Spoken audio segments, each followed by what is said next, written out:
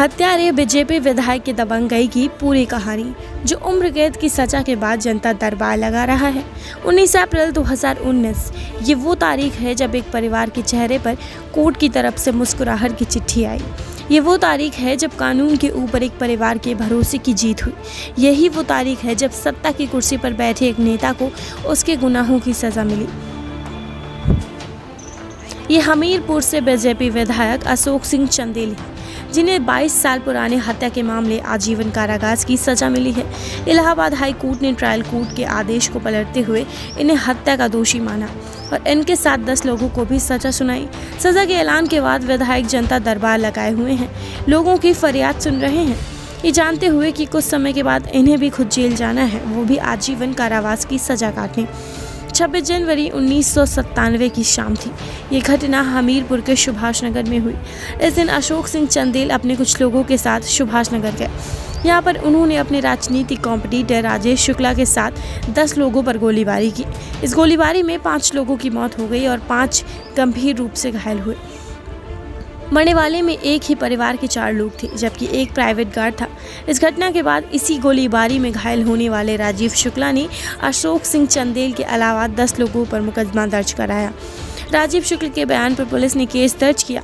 फिर अशोक सिंह चंदेल, उनके ड्राइवर रक्कू सिंह, रघुवीर सिंह, डब्बू सिंह, उत्तर सिंह, प्रदीप सिंह, नसीम, श्याम सिंह, साहब सिंह, झंडू सिंह और जभान सिंह के खिलाफ कई धाराओं के साथ चार्जशीट फाइल की गई।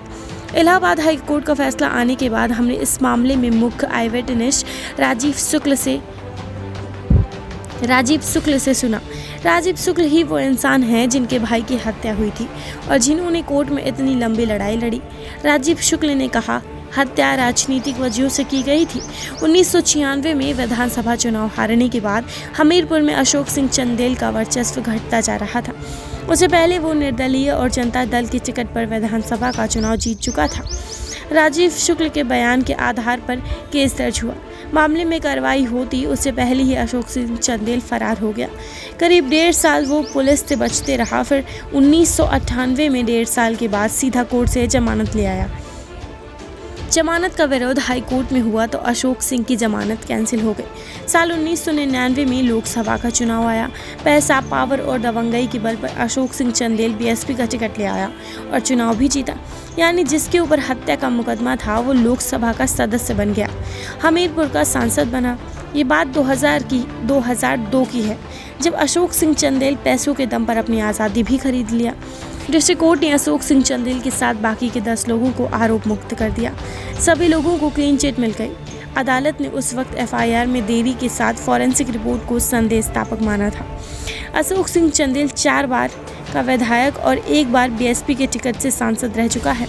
अशोक सिंह चंदेल की राजनीतिक करियर की शुरुआत 1989 में हुई थी। वो निर्दलीय चुनकर विधानसभा पहुंचा था। लोकसभा चुनाव लड़ा, जिसमें जीत भी हासिल हुई। फिर एक बार समाजवाद पार्टी से विधायक बने और 2017 में बीजेपी के हो लिए। जब 2017 में अशोक सिंह चंदेल की बीजेपी में एंट्री हुई तो कुछ नेताओं ने विरोध किया, लेकिन कुछ खास फर्क नहीं पड़ा। एंट्री भी हुई और चुनाव भी जीता।